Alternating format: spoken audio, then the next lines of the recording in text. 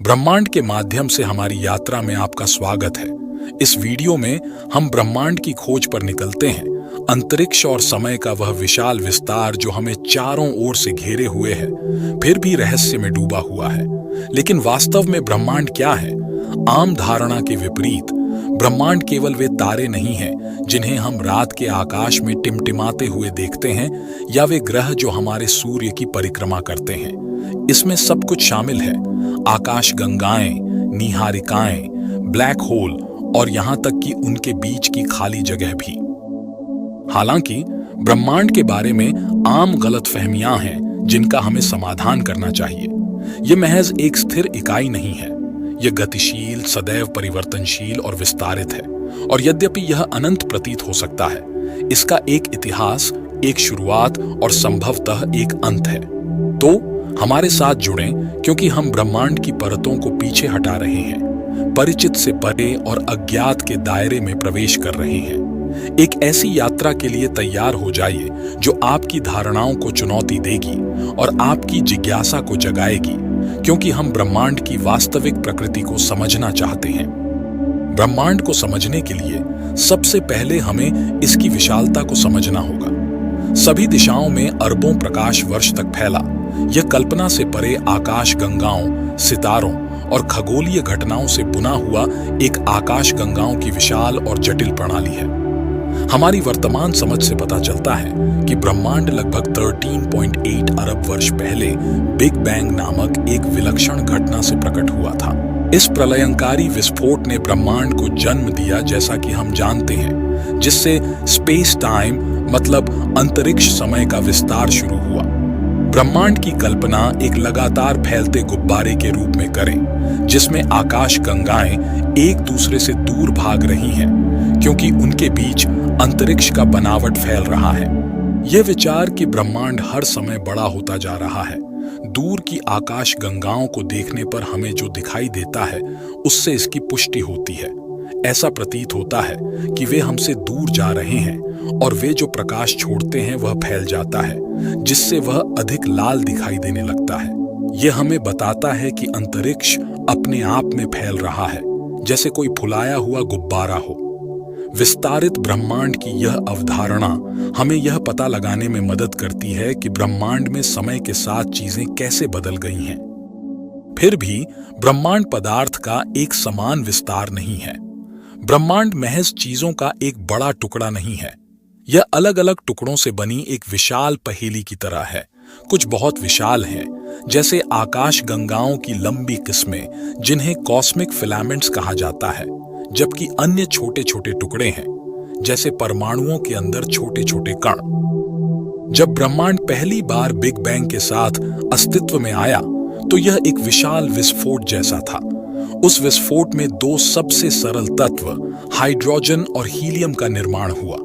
ये तत्व तारों और आकाश गंगाओं के निर्माण के लिए मूल तत्व हैं। जैसे जैसे हम अंतरिक्ष में गहराई से देखते हैं, हमें ऐसी चीजें मिलती हैं जिनका पता लगाना वाकई मुश्किल होता है। जैसे कि डार्क मैटर नामक यह चीज। यह अदृश्य है, लेकिन यह हर जगह है, ग्लू की तरह जो आकाश गंगाओं को एक साथ जोड़े हुए है। फिर डार्क एनर्जी है जो ब्रह्मांड के विस्तार को गति दे रही है। ये चीजें ब्रह्मांड को एक बड़ी पहेली बनाती हैं, जिसे हम अभी भी सुलझाने की कोशिश कर रहे हैं। ऐसा बहुत कुछ है जो हम अभी तक नहीं समझ पाए हैं, लेकिन उन सभी रहस्यों के बारे में सोचना रोमांचक है जो हमारे उनके उजागर होने की प्रतीक्षा कर रहे हैं। ब्रह्मांड की बड़ी तस्वीर में हम महज एक छोटा सा कण हैं, लेकिन यह हमें इसके बारे में और अधिक जानने की इच्छा से नहीं रोकता है। हमारी जिज्ञासा हमें अंतरिक्ष का पता लगाने और उसके रहस्यों को जानने के लिए प्रेरित करती है। जैसे जैसे हम ब्रह्मांड में गहराई से उतरते हैं, हमें ऐसी घटनाओं का सामना करना पड़ता है जो हमारी समझ की सीमाओं को बढ़ा देती है। इनमें डार्क मैटर और डार्क एनर्जी रहस्यमय संस्थाएं हैं जो ब्रह्मांड पर अत्यधिक प्रभाव डालती हैं, फिर भी प्रत्यक्ष रूप से पता नहीं चल पाती है। डार्क मैटर आकाश गंगाओं को एक साथ बांधे रखने वाले छिपे ढांचे की तरह है। जिस तरह एक बिल्डर किसी संरचना को सहारा देने के लिए मचान का उपयोग करता है, उसी तरह डार्क मैटर का गुरुत्वाकर्षण खिंचाव आकाश गंगाओं को टूटने से बचाता है। यद्यपि यह हर जगह है, फिर भी हम इसे देख नहीं पाते, जिससे इसका अध्ययन करना कठिन हो जाता है। यह टॉर्च के बिना अंधेरे में कुछ खोजने की कोशिश करने जैसा है। हम जानते हैं कि यह वहां है क्योंकि हम इसके प्रभाव देखते हैं, लेकिन हम अभी भी यह पता लगा रहे हैं कि यह वास्तव में क्या है। वहीं दूसरी ओर डार्क एनर्जी उस गैस की तरह है जो ब्रह्मांड को तेजी से विस्तारित कर रही है। ब्रह्मांड को एक गुब्बारे के रूप में कल्पना करें और डार्क एनर्जी उसके अंदर की हवा की तरह है। यह एक रहस्यमय शक्ति है क्योंकि हम इसे देख या छू नहीं सकते हैं, लेकिन यह वहां है जिससे ब्रह्मांड बना है। वैज्ञानिक अभी भी यह पता लगाने की कोशिश कर रहे हैं कि डार्क एनर्जी कहां से आती है और वास्तव में यह क्या है। ब्रह्मांड में हम जो देख सकते हैं उससे परे एक बड़ा काल्पनिक कॉन्सेप्ट है जिसे मल्टीवर्स कहा जाता है। मूल रूप से यह सुझाव देता है कि केवल हमारे ही नहीं बल्कि कई अन्य ब्रह्मांड भी हो सकते हैं। इनमें से प्रत्येक ब्रह्मांड के अपने नियम हो सकते हैं, जैसे भौतिकी विभिन्न नियम। यह एक बड़े ब्रह्मांडीय पारिवारिक वृक्ष की तरह है जिसकी शाखाएं पर शाखाएं हर जगह जा रही हैं और हम यह भी नहीं देख सकते कि वे कहां समाप्त होती हैं। ये अमूर्त अवधारणाएं हमें जो हम देख और छू सकते हैं उससे परे सोचने के लिए प्रेरित करती हैं। कल्पना कीजिए कि एक अंधा व्यक्ति स्पर्श और ध्वनि जैसी अपनी अन्य इंद्रियों का उपयोग करके दुनिया में घूमना सीख रहा है।